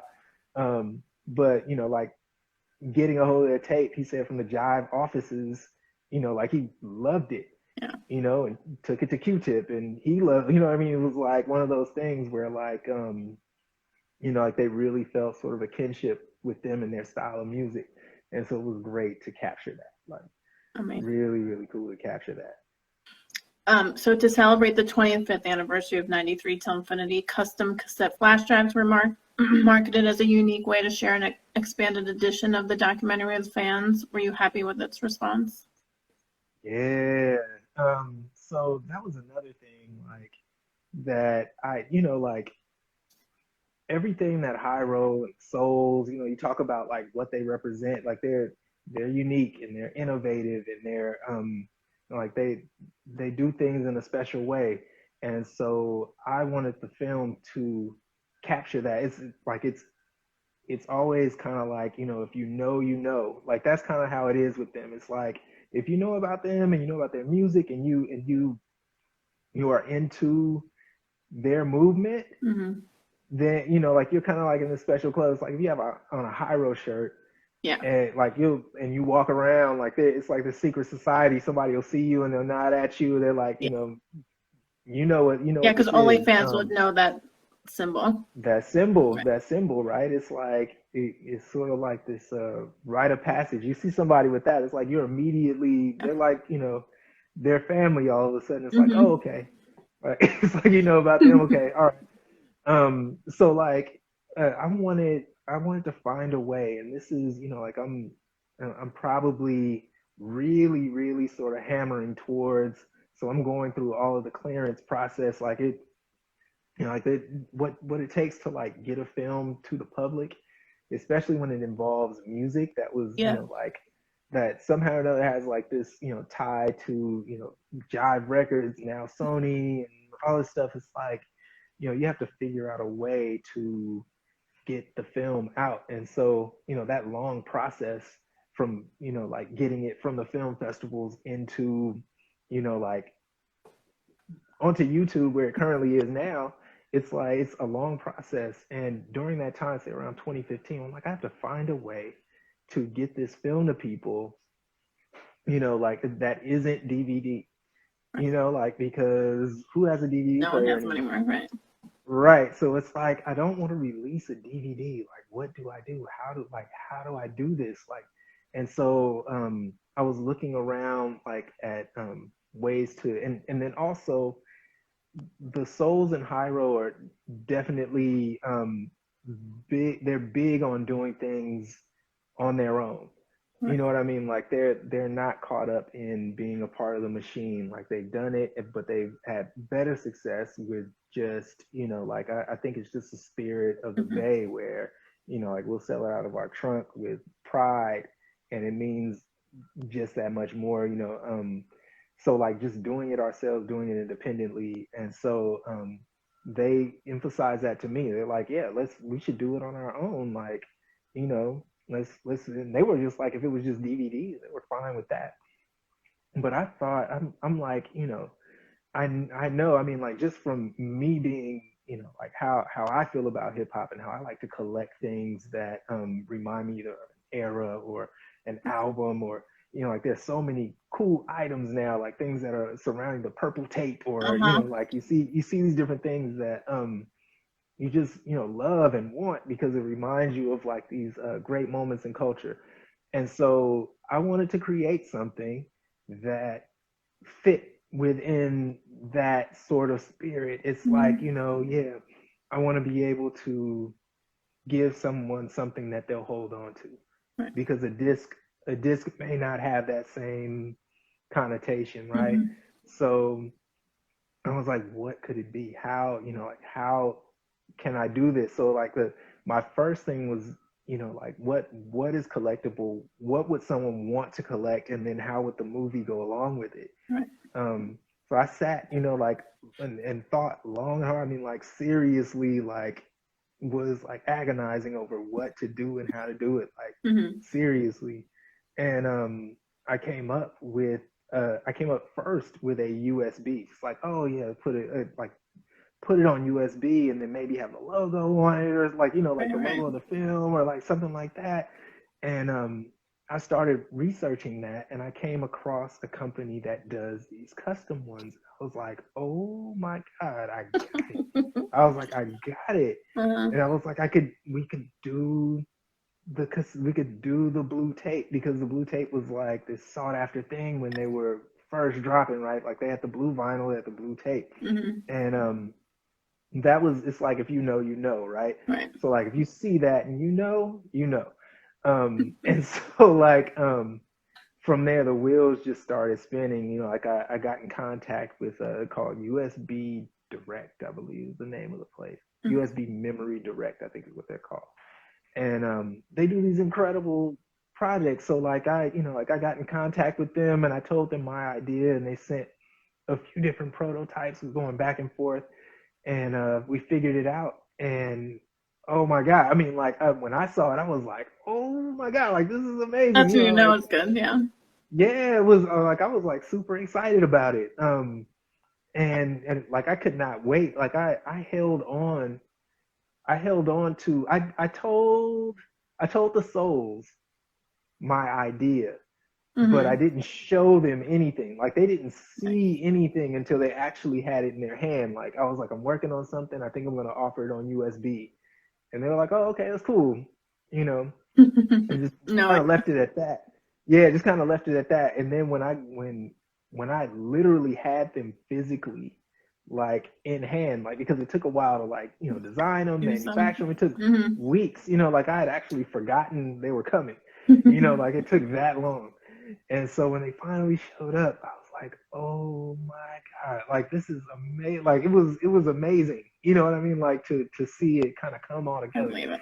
And you know, the response was super cool. Mm-hmm. The response was super cool. It's like, you know, I think so I had offered them first at Hyro Day. So like it, you know, it's really, really important um to me. Like is Hyro Day is all things Hyro. So I want to offer. You got to offer it there first. Of course. So the cassette USB on sale at Hyro Day there first. You know what I mean? It's Mm-hmm. like you know, if you're not gonna get anywhere else, you're getting it there first before anything. And so and I had given I had sent I sent like maybe 10 of them. I sent like 10 of them to the Hyro building. Um, Okay. Veronica Weber, who's like the person who runs Hyro Day, I ran into her and I was like, oh, come up to my office really quick. I got something I want you to see. And so I showed them to her. She was like, oh my God, like what in the world? Like, what is this? And so I was like, and she was going to a meeting over at Hyro. So I was Mm-hmm. like, can you take this over to the guys? And she's like, oh yeah. So like I don't know, like none of them probably got them. Like when they Right. got to the building, whoever was there took them. You know what I mean? So Right. like, but I was like, okay, I'm gonna offer these at High Road Day. High Road Day was coming up, and the response was just amazing.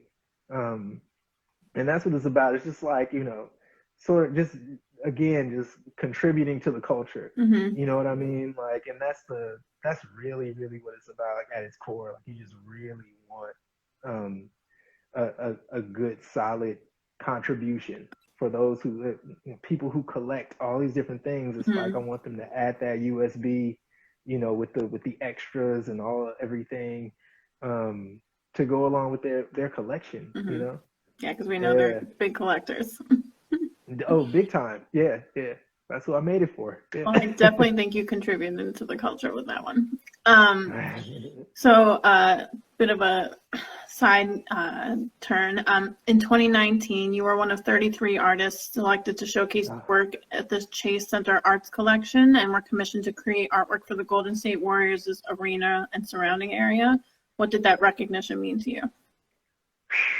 Yeah, so that was another thing that just happened randomly. It's like, so my wife and I, we have an art gallery that my wife primarily runs, E14 Gallery.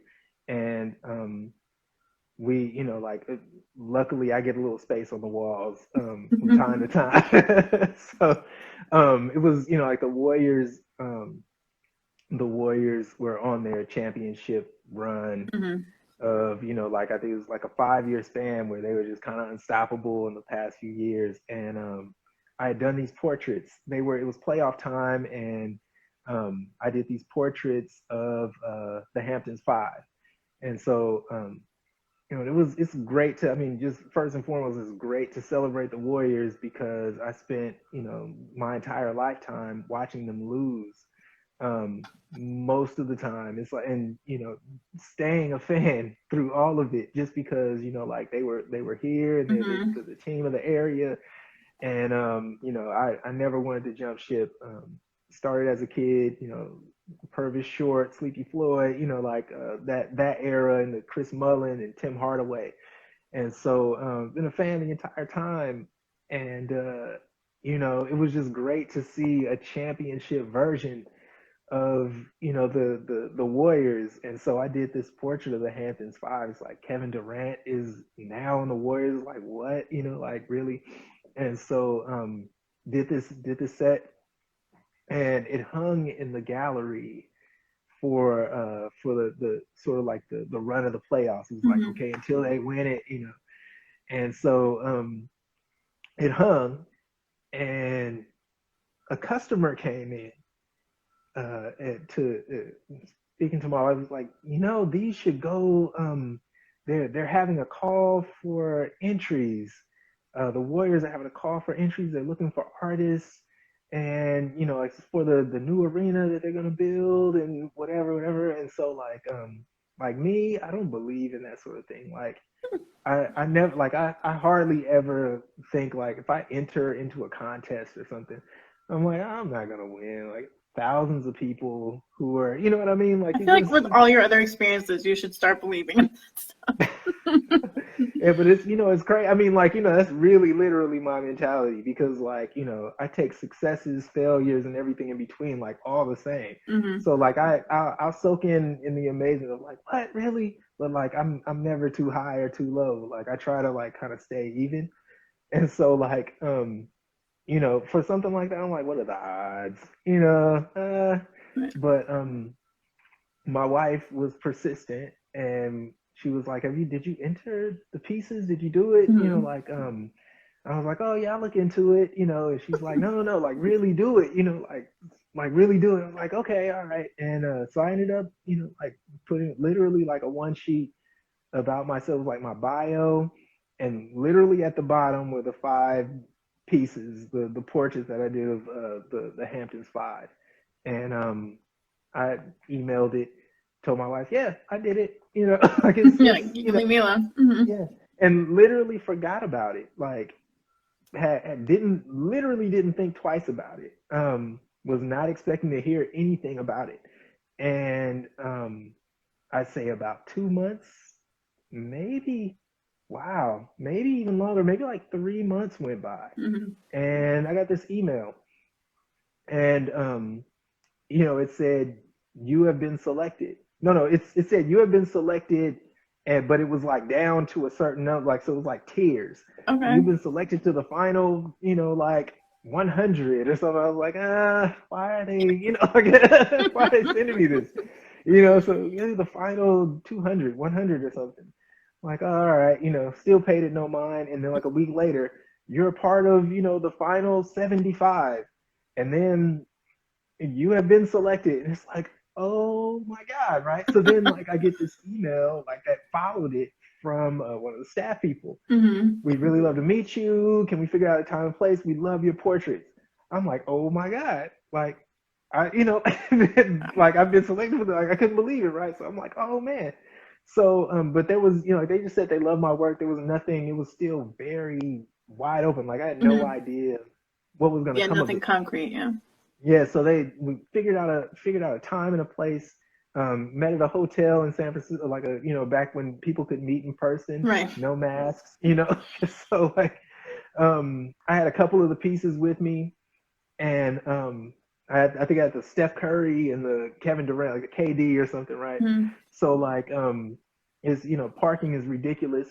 Found a spot miraculously, like right in front at the hotel, Hmm. you know, parked, got the pieces out, like I'm trying to get through, like San Francisco's crazy, so it's like a bunch of, like people going in every direction. Mm. And I get in there and I'm waiting around, and a woman comes down and she's like, "Oh hi, like it's great to meet you, love your work, like," and she's like, when I saw your work, I immediately pulled it to the side. I knew we wanted to do something with it. I was like, "Oh, this is amazing." Hmm. So then the woman that runs everything comes in, and she, so like she comes in, she's on the phone, and she's like, "I love your stuff. You get ready for the ride." You know what I mean? Like she was just like, Right. like, and I was just like, okay, like what does that mean? What does the ride mean? Like what is Uh-huh. she talking about? And so yeah, the process started from there. They told me what they needed, and but it was great. Like they really just wanted the pieces I had finished already. Like they wanted the five of them, Hmm. because I didn't know if they just wanted Steph or Right. like they were like, we want all five.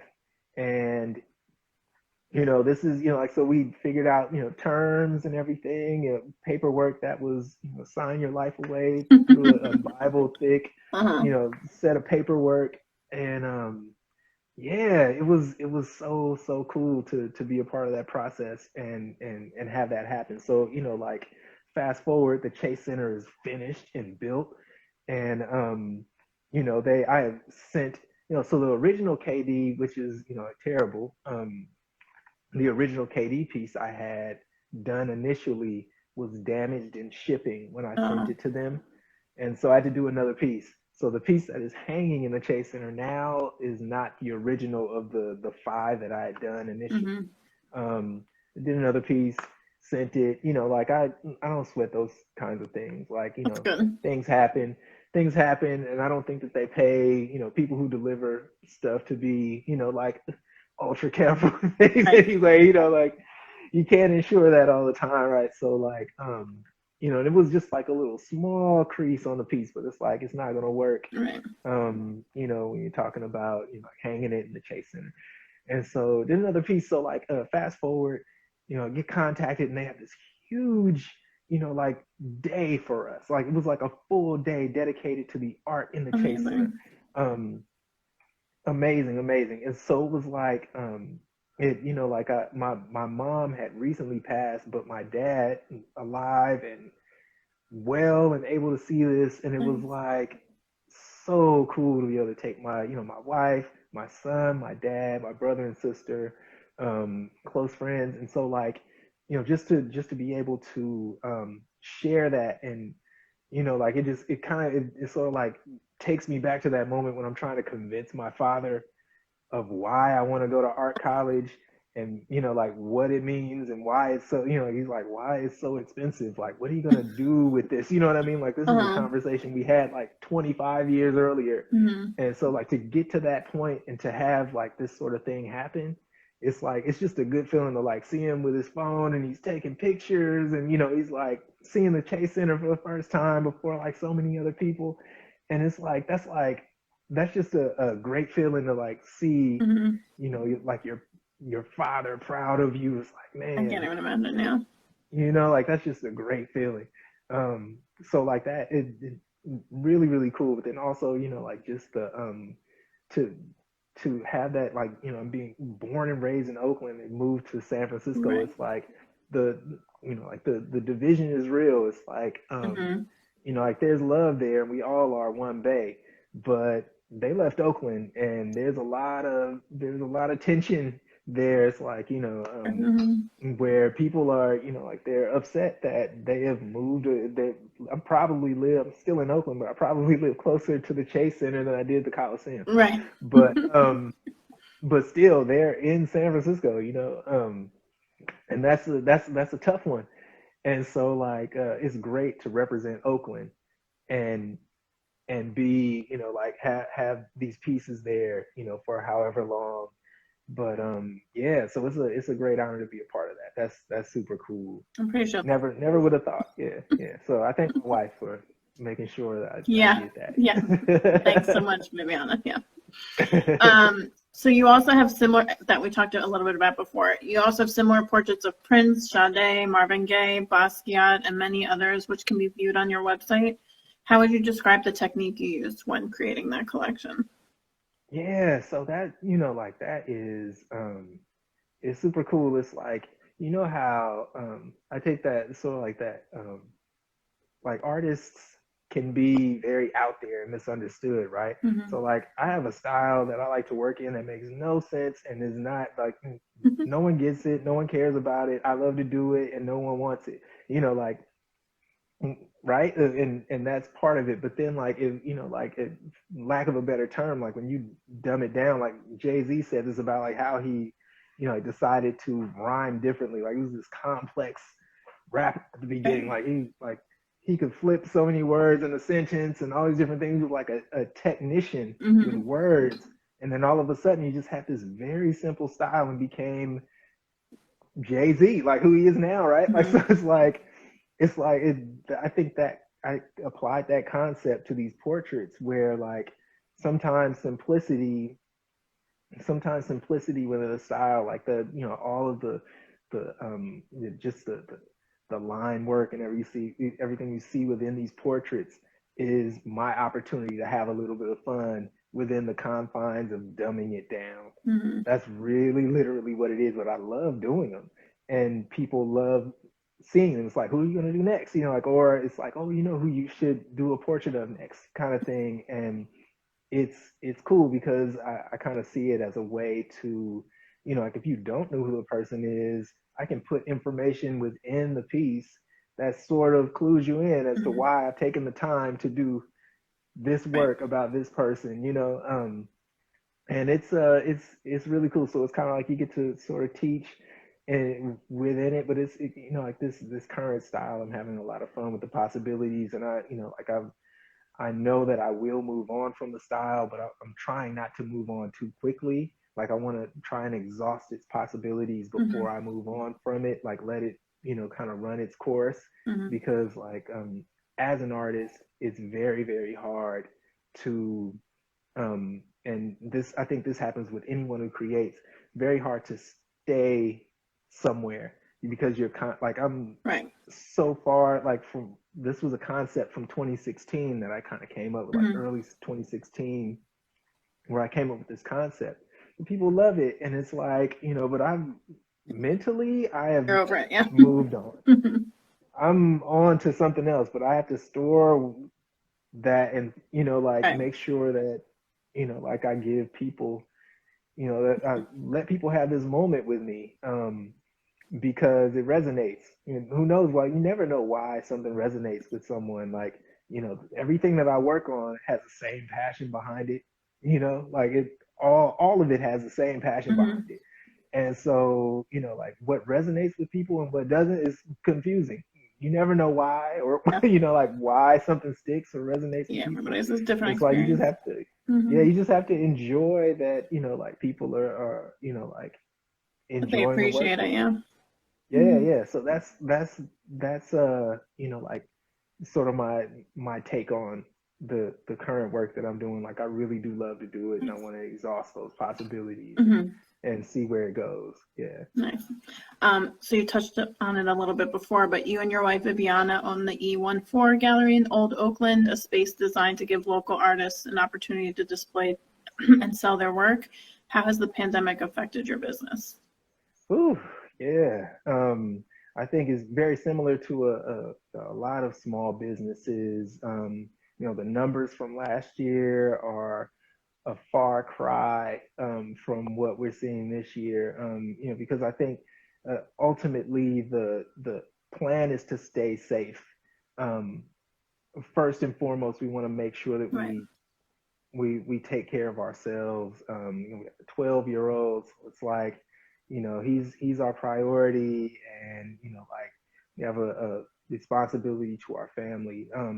But just with what has gone on, so we try to figure out a way to move things online. Like our experience at E14 has been a face-to-face one. Like we thrived in inviting people down to the space Hmm. and giving an experience to them.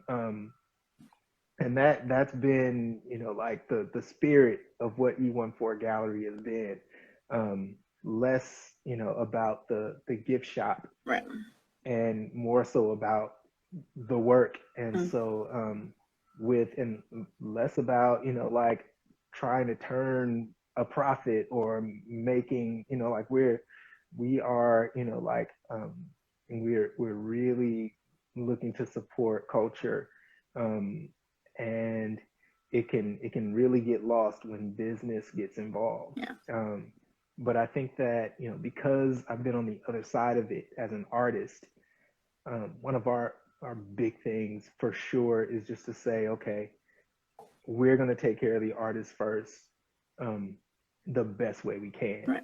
Um, and so that's been the spirit of it, and we're trying to continue that. We've had a series of artist markets that where we invite our artists to set up Hmm. their latest work, and hopefully make a few sales, or find more people to follow and discover their work.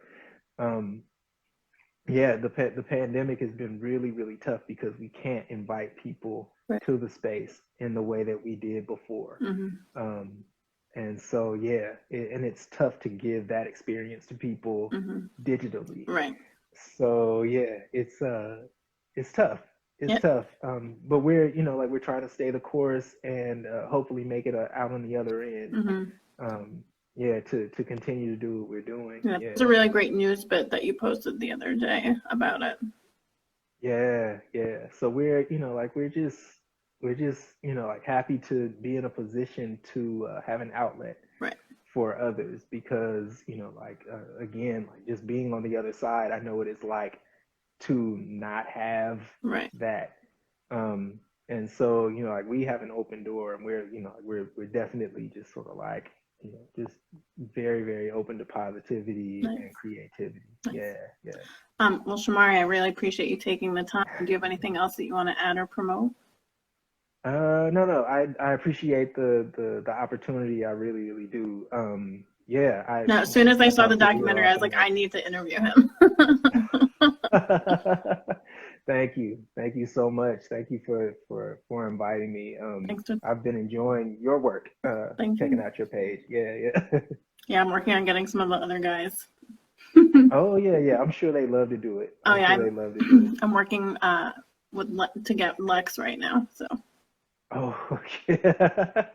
So Lex did, oh my goodness, he did like we went through like every song, and he did like all the cuts and uh-huh. stabs through like that I use for so many different things. Like we spent like an entire day and did that one day. Like I was like, okay, I need you to cut this Yeah. right at this point and make this word happen. Nice. You know, it's like, so he's, oh man, he's a technician in the true sense, Yeah, you can tell. for sure.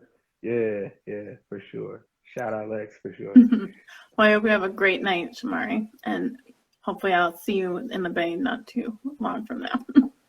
Yeah, Hyro Day, I'm Hyro dying. Day. Hopefully we'll That's see what I was gonna say. everyone That's in I've been on person. my bucket list for a very long time, so I'm trying to make it so the next time I'm there is when that happens. So Yeah, it was tough. Like I put together the presentation for we showed my film, but then I also put together that Hyro Day documentary. right.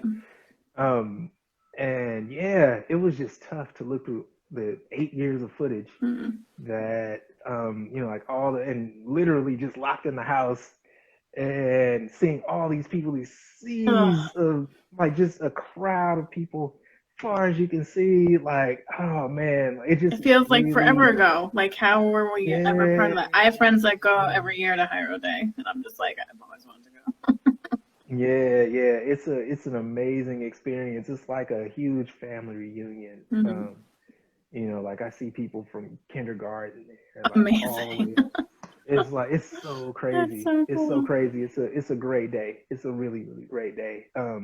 Yeah, so if you can make it for that, I really don't want to make another virtual Hyro Day. Yeah, I don't want that I don't want responsibility you to again. either. Yeah, I want us to be in person. Well, Yeah. fingers crossed. Fingers crossed. But stay safe. Best of luck with the gallery, and I'll check in with you, I'm sure. Thank you. Thanks so much. It was a pleasure. Have a great night, Shomari. Thanks. All right, have a good night. Peace.